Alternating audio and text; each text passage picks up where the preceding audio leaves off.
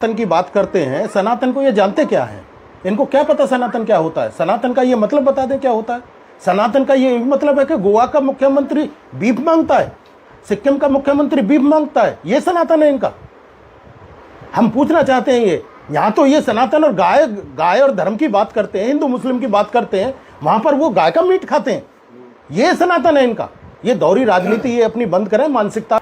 जो Bhajpa IT cell है वो एक नैरेटिव फैला रही है कि दलितों के साथ कांग्रेस में भेदभाव हो रहा है, उस विषय को लेकर, और एक खर्ची पर्ची को लेकर कि हमने बिना खर्ची पर्ची के जो है नौकरियां दी हैं।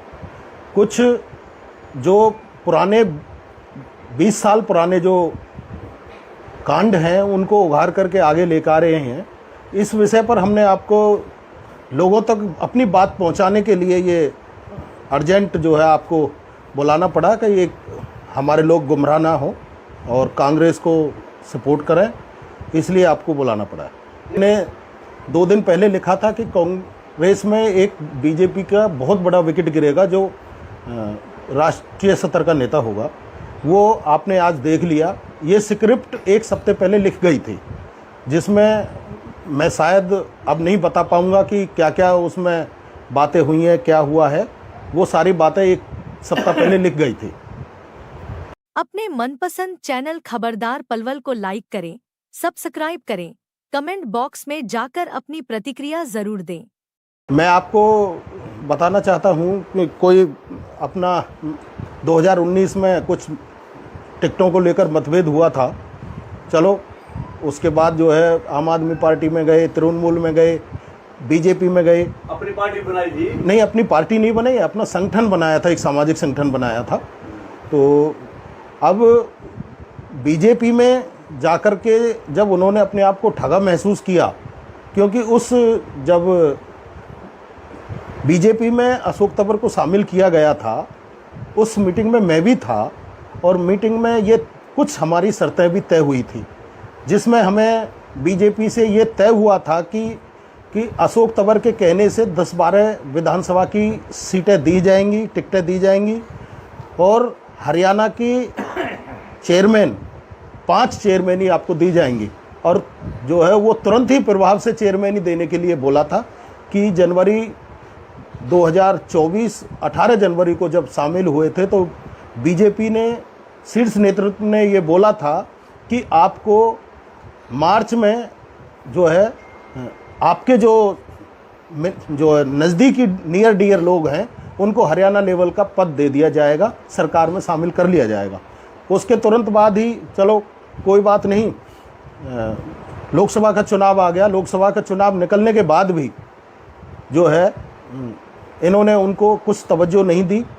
और सबसे बड़ी जो खटास एक रही कि जो वर्तमान में जो है पंचायती राज मिनिस्टर थे देवेंद्र बबली, वो वैसे तो कहने को तो जो है जजपा के थे, लेकिन कहीं ना कहीं उनका मन बीजेपी में खट्टर साहब से लग रहा था।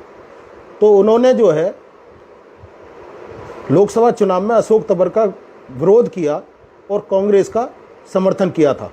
अशोक तंवर जब पार्टी में हैं और पार्टी में उनको कहा गया कि आपकी लीडरशिप को आके लेकर के आएंगे, आपको तवज्जो देंगे, तो अशोक तंवर ने जो है देवेंद्र बबली की टिकट का विरोध किया था कि इसने मेरा अभी 2 महीने पहले नुकसान किया है, आप इसको पार्टी में शामिल करा करके हमारा अपमान कर रहे हैं।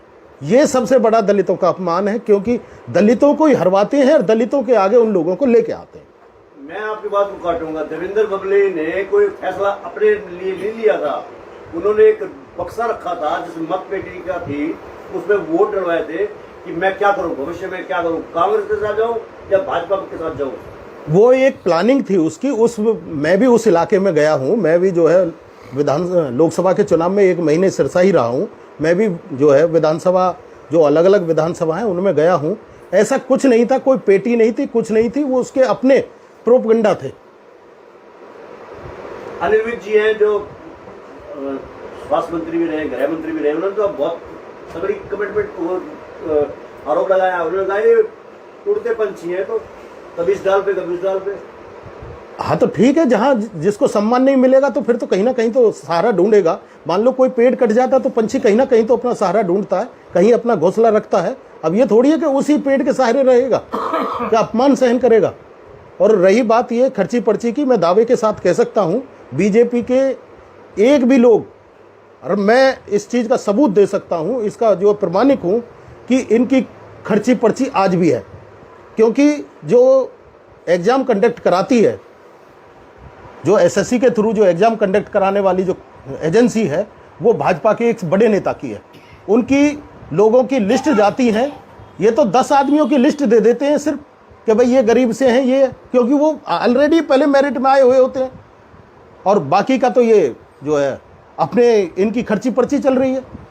दूसरी बात रही है कि अभी जो है एसडीओ की 89 पोस्ट निकाली थी, उनमें से 2 हरियाणा से लगाए। ये कहाँ का हुआ है? गुजरात और गोरखपुर के लगा दिए सारे। ये हरियाणा के लोगों के साथ अन्याय नहीं है, ये हमारे लोगों के लिए अन्याय नहीं है। वो बताएं वो क्यों लगे। वो लोग जो 89 में से जो है 87 जो है बाहर के लोग लगे हैं, क्यों लगे वो लोग? क्या हमारे लोग यहाँ पे मेरिट में नहीं आते?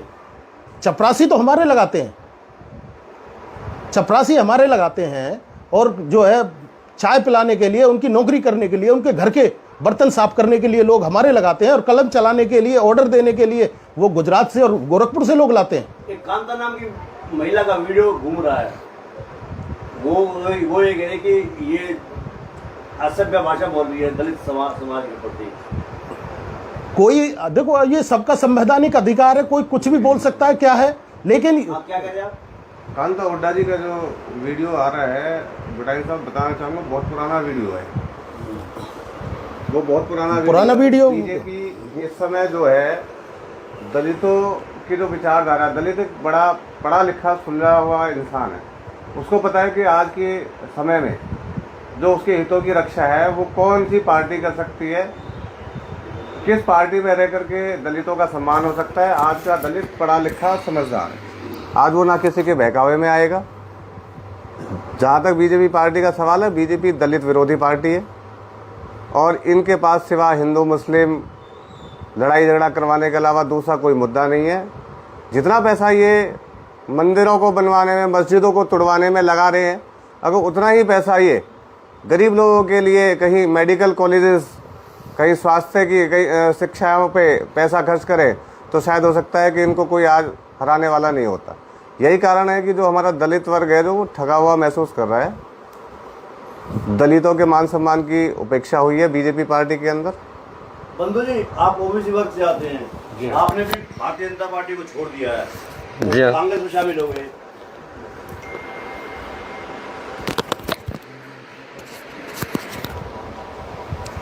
जी बेटा जी, आपने भारतीय जनता पार्टी को छोड़ दिया, आपने कांग्रेस का दामन थाम लिया, कर्नल दलाल का। वजह क्या रही है इसकी पीछे? भूटानी जी, मैंने इनको बहुत नज़दीक से देखा है और मैं इनके साथ काम भी किया है और मैं फ़िलहाल नगर परिषद में वाइस चेयरमैन भी हूँ। जितना भ्रष्टाचार इन दोनों मैंने इनके साथ रह के देखा, उतना मैंने कहीं नहीं देखा। और बात रही ओबीसी की, ओबीसी का ये एक दिखावटी जो चेहरा है ना, ये उनको आगे रख के अपना फ़ायदा उठाते हैं। अभी जो हमारे ये बीजेपी में स्टेट प्रेसिडेंट थे कर्णदेव काम्बोज, उन्होंने इस्तीफा दे दिया। एक झगड़ा समाज के साथ एक भद्दा मजाक और किया है सिरसा में, वहाँ उनको टिकट दे के उनसे वापस करा दिया, खाली दूसरे कैंडिडेट को फ़ायदा पहुँचाने के लिए। तो ये ओबीसी के लिए सही पार्टी नहीं है।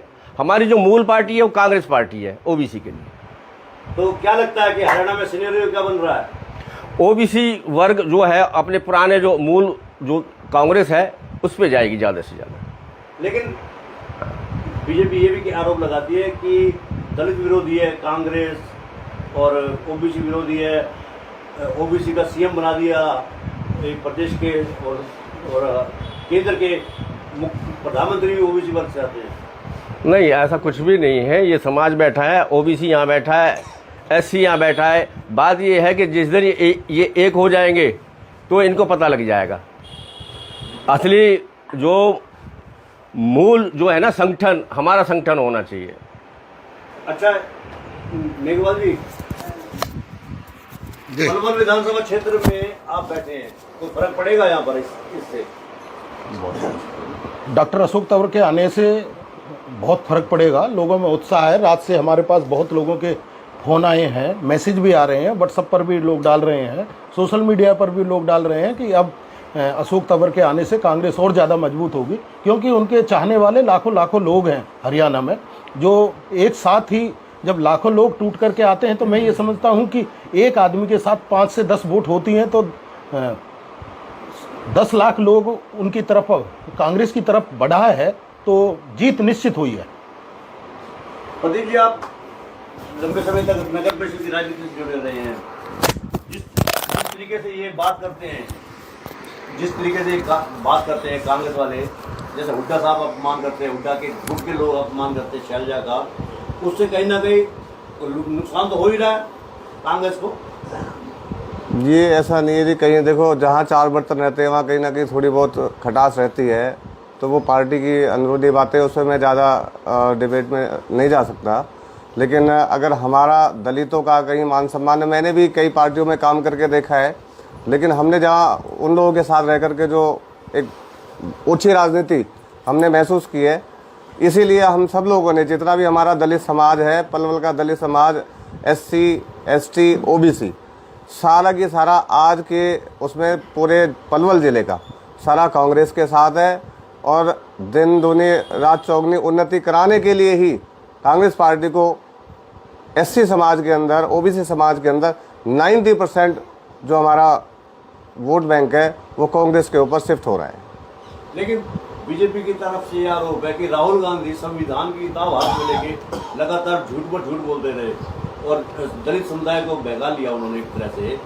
वो अब इस बार झांसे में नहीं आने वाला। लोकसभा में आ गया था झांसे में, इस बार नहीं आएगा विधानसभा में। ये तो लोकसभा में इनको पता चल गया होगा कि SC कितना बहकने वाला इंसान है या नहीं है। SC आज के समय में बड़ा ही पढ़ा लिखा और समझदार हो चुका है। जो ये लोग जाति के नाम पर वोटों का ध्रुवीकरण जो करते हैं बीजेपी वाले, और ख़ास तौर से जो RSS जो इनकी संस्था है, वो वोटों का जो जाति के नाम पे ध्रुवीकरण करते हैं, उसके झांसे में अब ये SC ST OBC समाज आने वाला नहीं है। इनको पता है कि अगर संविधान की कोई रक्षा कर सकता है वो केवल और केवल कांग्रेस है आज के समय में, और इसीलिए सारा SC ST OBC समाज कांग्रेस के साथ कंधे से कंधा मिला करके खड़ा हुआ है। कल असम के मुख्यमंत्री हेमंत बिस्वा शर्मा भी आए थे, काफी माहौल बदल गए। उससे पहले मोदी जी भी आए थे, वो भी काफी माहौल बदल गए हैं। कांग्रेस और भारतीय जनता पार्टी में कांटे की टक्कर है। 15 दिन से आ रहे हो तो मैंने कल भाजपा के शीर्ष नेतृत्व के पदाधिकारी वो तो 15-20 दिन से यही है लगातार। वो अब क्या कर पाए? चाहे अभी जो है आसाम के मुख्यमंत्री आ जाएं, चाहे वो प्रधानमंत्री जी आ जाएं, चाहे वो अनुराग ठाकुर आ जाएं, चाहे और क्या आ जाए, जब यहाँ माहौल ही बीजेपी के खिलाफ है तो वो क्या करेंगे? ठीक है, उनका भी स्वागत है, वो भी आने चाहिए, अपनी सबकी संवैधानिक अधिकार है वोट मांगने का। लेकिन वो कह गए हैं कि पाकिस्तान जिंदाबाद के नारे लगेंगे पलवल से अगर आपने कमल को वोट नहीं किया तो। ऐसा कुछ नहीं है। जो इनकी जो नैरेटिव पॉइंट है वो DSP हतीन ने जो इनका क्लियर कर दिया कि इनकी जो बीजेपी की IT सेल ने उसको मॉडिफाई करके वीडियो को चलाया, वो सबके सामने है। और हमारी सरकार बनेगी तो हम इस चीज़ की जांच कराएंगे कि ये जो है ऐसा क्यों करते हैं, तब बताएंगे इनको। ये केवल गलत, ये गलत जो है नैरेटिव के लिए ही, हिंदू मुसलमान को आपस में लड़वाने के लिए इस तरह के जो है ना ये नैरेटिव सेट करते हैं। और अभी मैंने जो कल हेमंत बिस्वा जी आए थे उनका सुना भाषण, सिवाय हिंदू मुसलमान के अलावा उनके भाषण में कहीं कुछ नहीं था। 10 साल हो गए आज पलवल के विकास में। पलवल में बता दीजिए, आज भी लाइन पार हमारा जितना सारा पलवल का SC ST OBC समाज लाइन पार रहता है। आज वहाँ के हालात देखिए, आज भी लोग जो है ना अपना चप्पलों को हाथ में लेकर के चलने के लिए मजबूर होते हैं। आज भी लाइन पार हमारे पलवल की कम से कम भी 60% SC ST OBC समाज लाइन पार के बाहर रह रहा है। आज भी वहाँ पे पानी की निकासी नहीं है। 10 साल बीजेपी की सरकार हो चुकी है यहाँ पे। भारतीय जनता पार्टी लगातार ये भी कहती है कि सनातन का प्रचार वो कर रही है, सनातन खतरे में है, सनातन धर्म खतरे में है। ये सनातन की बात करते हैं, सनातन को ये जानते क्या है? इनको क्या पता सनातन क्या होता है? सनातन का ये मतलब बता दें क्या होता है? सनातन का ये मतलब है कि गोवा का मुख्यमंत्री बीफ मांगता है, सिक्किम का मुख्यमंत्री बीफ मांगता है, ये सनातन है इनका? हम पूछना चाहते हैं ये यहाँ तो ये सनातन और गाय और धर्म की बात करते हैं, हिंदू मुस्लिम की बात करते हैं, वहां पर वो गाय का मीट खाते हैं। ये सनातन है इनका? ये दौरी राजनीति ये अपनी बंद करें, मानसिकता। एक राजनीतिक पार्टी हिंदुओं की पार्टी नहीं बन सकती। एक हिंदुओं की तरफ ये ठेका नहीं ले सकती। देशभक्त हम भी हैं, उनसे ज़्यादा देशभक्त हैं। को जो है लोगों में जो भेदभाव का जो वैमनस्य पैदा करते हैं, ये अपनी बंद करें और एक भाईचारे को बढ़ाने की जो है आगे बढ़े। हम इनका स्वागत करेंगे कि अगर ये भाईचारे को बढ़ाएंगे तो कांग्रेस कभी भी किसी वैमनस्य की जो है प्रतीक नहीं है। कांग्रेस हमेशा जो है घटना को घटाने की काम करती है। घटाने जी, सनातन का अर्थ जो है ना, मेरी नज़र में भी सनातन। अपने मनपसंद चैनल खबरदार पलवल को लाइक करें, सब्सक्राइब करें, कमेंट बॉक्स में जाकर अपनी प्रतिक्रिया जरूर दें। अपने मनपसंद चैनल खबरदार पलवल को लाइक करें, सब्सक्राइब करें, कमेंट बॉक्स में जाकर अपनी प्रतिक्रिया जरूर दें। सनातन का अर्थ ये हुआ जो कभी खत्म ना हो। और हजारों साल से, आप भी हिस्ट्री पढ़ी है आपने भी, हजारों साल से सनातन कभी खत्म नहीं हुआ, ना आगे खत्म होगा। हमारे धर्मगुरु हैं शंकराचार्य जी हैं, वो हमें दिशा निर्देश देंगे। वो एक राजनीतिक पार्टी हिंदुओं की पार्टी नहीं बन सकती। एक हिंदुओं की तरफ ये ठेका नहीं ले सकती। देशभक्त हम भी हैं, उनसे ज़्यादा देशभक्त हैं। आप क्या कहना चाह रहे हो? बताओ। बुरने साहब, मैं ये कहना चाह रहा हूँ, ये लोग सनातन कर रहे हैं। जो हमारे पलवल क्षेत्र के कांग्रेस के प्रत्याशी हैं चौधरी करण सिंह दलाल जी, उनकी जो धर्मपत्नी हैं वो तो पलवल शहर की सबसे बड़ी सनातन है। उन्होंने पलवल शहर में कार्तिक मास में जो वो यात्रा निकलती है, वो पूरे मास की उन्होंने यात्रा की है और बहुत भजन गाए हैं उन्होंने। जितना ये बीजेपी वालों ने भजन नहीं गाएंगे, उन्होंने इतने भजन अकेले हमारी पलवल शहर के जितने भी सनातनी हैं, जितने सनातन धर्म का प्रचार ज्योति दलाल जी ने किया है, जितना भी पवित्र महा जो होते हैं उनमें जाकर के सुबह उठ करके स्नान करके 4 बजे से जो भजन कीर्तन सनातन धर्म के जितने उन्होंने गाए हैं अपने महिलाओं के साथ मिल करके, इन सबका सनातनियों का मिला करके लगाना उसका 1/4 भी नहीं है। और कुछ विशेष आपने इसीलिए बुलाया था हमारे को? बुढ़ानी जी, हम आपके चैनल के माध्यम से ये संदेश देना चाहते हैं कि बीजेपी का जो नैरेटिव है हिंदू मुसलमान भाईचारे को खराब करने की नीयत से SC ST OBC को गुमराह करने वाले बयान को लेकर के, तो आपके चैनल के माध्यम से हम ये बताना चाहते हैं कि हमारे जो शीर्ष नेतृत्व के मुखिया हैं श्री डॉक्टर अशोक जी, वो भी पार्टी में आ चुके हैं। उनका तहे दिल से हम कांग्रेस का आभार व्यक्त करते हैं और ये मैसेज देना चाहते हैं आपके चैनल के माध्यम से कि दलित समुदाय, OBC समुदाय पढ़ा लिखा वर्ग है, अपने हितों की रक्षा करना कहाँ किस पार्टी में वो जानता है। इसलिए सारा SC ST और OBC समाज वो आज कांग्रेस के साथ कंधे से कंधा मिला करके खड़ा है और किसी के बहकावे में वो आने वाला नहीं। अभी भूटानी जी, अभी जो है मैं आपको आज एक और बात क्लियर कर देता हूं। जो भाजपा के प्रत्याशी हैं वो एक भी दलित के मंच पर नहीं गए, एक भी जगह उन्होंने दलितों में कोई सभा नहीं की। अब वो बात करते हैं सबसे बड़े पाखंडी, सबसे बड़े जो है दलित विरोधी तो वही है कि जिन्होंने अभी तक एक दलित के वहां पर प्रोग्राम नहीं किया। और उनकी जो मानसिकता है कि जो हमारे सूत्र बताते हैं वो ये कह रहे हैं कि गौरव गौतम एंड कंपनी ने ये कहा है कि ये दलित वोट नहीं दे रहे बीजेपी को, इसलिए इनके वहां जाना ठीक नहीं है। तो ये मानसिकता तो इनकी दलित विरोधी तो पहले जाहिर हो गई कि भाई ये हमसे वोट मांगना नहीं चाहते।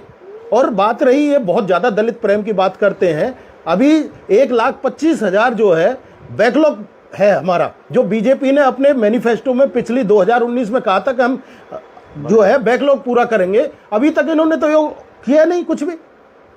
ये अगर दलित इतना प्रेम करते हैं तो वो हमारा बैकलॉग पूरा करते, जिसमें हमारे लाखों बच्चे जो है उसमें जाते और लाखों की संख्या में जो हमारे लोगों का भरण पोषण सही से होता। हाँ, मैं वही चीज़ कहना चाह रहा हूँ। बताओ ये आप। बुढ़ानी जी, मैं एक चीज़ और कहना चाह रहा था कि जो हमारे पलवल बीजेपी के जो प्रत्याशी हैं, ये हिंदू मुसलमान का जो ये नारा लगा रहे हैं, हम क्या दलित हिंदू नहीं है, क्या ओबीसी हिंदू नहीं है? ये वोट मांगने के लिए जाते हैं दलितों के घर पे और दलितों के घर का पानी नहीं पीते। अभी रिसेंट की हाल की परसों की घटना है कि भाजपा प्रत्याशी सुजवाड़ी में सरपंच के वहाँ पर अपना प्रचार करने के लिए गए और वहाँ पर जैसे ही उन्होंने कहा कि ठीक है आप पहले बैठिए, पानी पत्ता पीजिए, उसके बाद उन्होंने क्लियर पानी पत्ता पीने से मना कर दिया। तो ये किस तरह की दोहरी राजनीति है इनकी? लेकिन ये तो दुष्प्रचार बताया जा रहा है। दुष्प्रचार नहीं है, ये खुद साक्षात है। इन्होंने हमारे वीडियो नहीं है, ऐसी कोई बात ही नहीं है, ये बनाई हुई बात बता रहे हैं। सुजवाड़ी के अंदर की घटना में रिसेंटली है, मैं सरपंच साहब के, ये खुद बसंत सरपंच के घर की बात है, मैं नाम उजागर कर देता हूँ, जहाँ पर इन्होंने पानी पीने से भी इनकार कर दिया। दूसरी बात, इन्होंने हमारे बाबा साहब का अपमान किया है। 20 गांव के अंदर इन्होंने हमारे जो भाजपा प्रत्याशी है, इन्होंने हमारे बाबा साहब के माल्यार्पण तक नहीं की। और इसी बात से क्रोधित होकर के वहाँ के जो हमारे दलित समुदाय के जो नौजवान साथी थे, उन्होंने जो ट्रैक्टर वाली भाषा का जो इन्होंने दुष्प्रचार किया है, जो ये कांग्रेस प्रत्याशी को बदनाम करने की कोशिश कर रहे हैं, ये इनकी ओछी राजनीति का प्रतीक है। आप बुजुर्ग बैठे हैं, तो बताएंगे कुछ? आप बता सकते हो? आप भी बता दो अपनी बात, जब आपने हमें बुलाया है तो आप बता दो ये शासन। देखिए भूटानी साहब, पहले तो मैं आपका आदर करता हूं, आभार है आपका कि आप यहां पहुंचे। और मैं एक नेता नहीं हूं, मैं किसी पार्टी से संबंध नहीं रखता, मैं एक सामाजिक व्यक्ति हूं, एक साधारण नागरिक हूं इस देश का। लेकिन बात यहाँ जो हम कर रहे हैं ये राजनीति की है, और राजनीतिक जो बात होती है वो पार्टी एक, ये तो आप दुनिया जानती है कि हर इलेक्शन में कोई भी चुनाव हो, छोटा हो या बड़ा हो, हर उम्मीदवार अपनी विपक्षी पार्टी के उम्मीदवार पर आरोप लगाता है। लेकिन आरोप तभी है जब उस आरोप का कोई साक्ष्य हो, कोई मकसद निकलता हो, हल होता हो।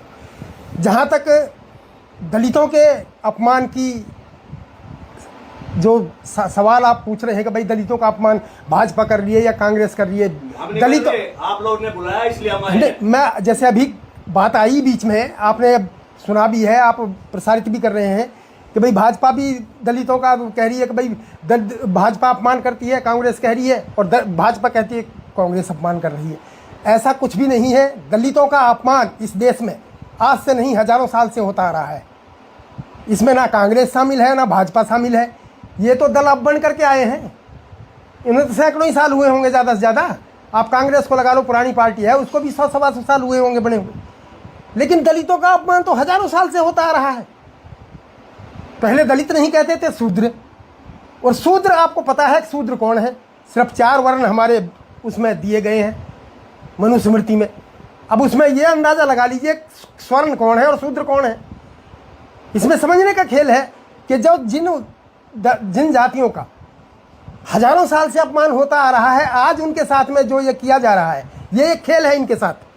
आज थोड़ा सा बाबा साहब अम्बेडकर ने जो हमें सम्मान दिलाया है संविधान के द्वारा, उस संविधान में मिले हुए अधिकारों के कारण जो दलित ऊपर उठ कर के आए हैं, आज उनका जो स्तर सुधरा है वो केवल संविधान है, और बाबा साहब के संविधान के सिवाय कुछ भी नहीं है।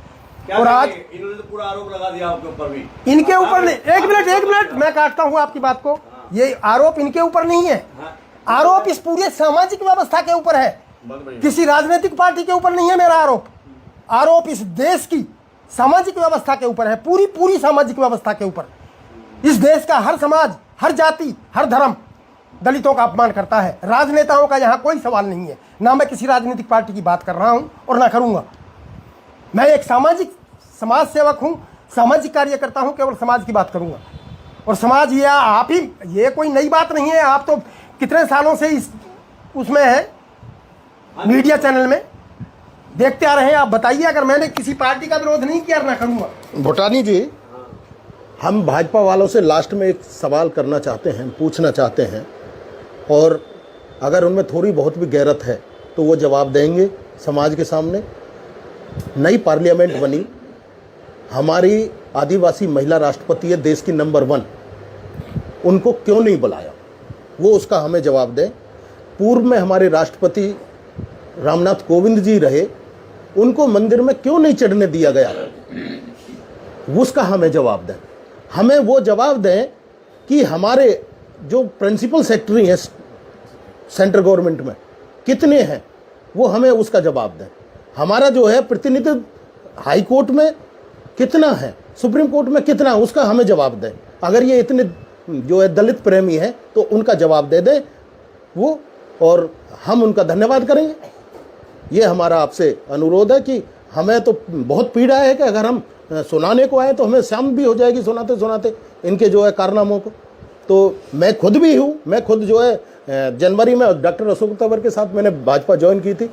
मेरे को सिंगल डे किसी भी व्यक्ति का फोन तक नहीं आया। ये मेरे लिए अपमान की बात है, इससे बड़ा अपमान मेरा कोई हो नहीं सकता, क्योंकि मैं स्टेट का सेक्रेटरी रहा था कांग्रेस में, और एक सिंगल डे भी मेरे को किसी पदाधिकारी ने भाजपा के ने एक मीटिंग में नहीं बुलाया। तो मैं खुद उस चीज को छोड़ करके आया, क्योंकि जहां सम्मान नहीं है वहां अपमान सहने से क्या फायदा। मैं इसलिए सम्मान की अपनी जो है वापस आया, और मैंने बहुत जो है अच्छा महसूस कर रहा हूं कि मैं कांग्रेस में आकर के अपने घर में अपनी बात जो है कहने का मेरी स्वतंत्रता है। और मैं आपको बहुत ज़्यादा खुलासा आज नहीं करूंगा, लेकिन हो सकता है किसी दिन हमें मौका मिलेगा तो हम इसका खुलासा करेंगे, क्योंकि भाजपा में जितने भी दलित लीडर हैं सबको एक स्क्रिप्ट लिख के दी जाती है कि आपको सिर्फ ये बोलना है, उससे ज़्यादा कुछ नहीं बोल सकते। ये दलित प्रेम है। कहीं ऐसा तो नहीं है डॉक्टर अशोक तंवर ने 2 दिन पहले जो कहा था कि कांग्रेस दलित विरोधी है, उनको भी शायद सिक्योरिटी लिख के दे दियो इसलिए वो छोड़ दे भारतीय जनता पार्टी को? हो सकता है, मैं ये थोड़ी कह रहा हूं नहीं हो सकता, लेकिन ये है कि जितने भी दलित नेता हैं उनको भाजपा की तरफ से एक स्क्रिप्ट लिखी जाती है कि ये आपको ये ही बोलना है, उससे ज्यादा नहीं बोलना। अगर बोलोगे तो आपका मुंह बंद कर दिया जाएगा। ये भाजपा है। ले भाई, ये अमित शर्मा जी कह रहे हैं, ये जो सामने बैठे हैं समाज के ठेकेदार हैं, इनको कुछ पता नहीं है। गौरव गौतम ने दलितों की सभा की थी जयंतीपुरा में, आप तो कह रहे हैं नहीं करी है, वो तो ऐसी कई सभाएं की है उनका कहना है। पलवल के अंदर हमारे दलितों के कितने मोहल्ले हैं, जरा अमित शर्मा जी से ही पूछ लें, और कितने मोहल्लों में जनसभाएं की हैं, जरा अमित शर्मा जी बता देंगे। और किस किस दलित के घर पे घर गए हैं ये भी बता देंगे ये लोग। अमित शर्मा जी से ये पूछा जाए कि नई बस्ती सल्लागढ़ में कितनी ऐसी आबादी रहती है, और यहाँ का जो अध्यक्ष है वो भी दलित समाज से है, बीजेपी का। इतने बड़े होने के बाद भी उन्होंने एक भी सभा चेयरमैन बीजेपी का ऐसी दलित समाज से है, नई बस्ती सल्लागढ़ से ही, क्या आज तक? अमित शर्मा जी ने ये भी लिखा है कि बैठ के किए हैं, खाना खाया है दलितों के यहाँ, चाय भी पी है, माला भी चढ़ाई है अम्बेडकर जी की। ये आप लोग जो बोल रहे हैं ना, वो गलत आरोप है आपके। जब इस तरह का जो दुष्प्रचार हुआ, ये प्रचार हुआ, तो मैं ये बताना चाहूँगा कि इस तरह का जब दलित विरोधी अभियान जो गौरव जी ने चलाया, और जब ये चीज़ें समाज में जाने लगी कि गौरव जी जो भाजपा प्रत्याशी है दलितों का अपमान कर रहे हैं, उसके बाद अपनी गलतियों में सुधार करते हुए भाजपा प्रत्याशी दलितों के घर भी गए हैं, वहाँ खाना भी खाया है, उनको प्रेसाइज करके उनकी स्टेटमेंट भी ली गई है कि इस तरह की कोई भी अपशब्द या कोई भी इस तरह का अपमान करने की भावना भाजपा प्रत्याशी की नहीं रही है। ये इन्होंने उसका स्टेटमेंट रिकॉर्ड करके, घोड़ी की दिनेश की स्टेटमेंट है, उसकी स्टेटमेंट रिकॉर्ड करके इन्होंने वहाँ पे भेजी भी है।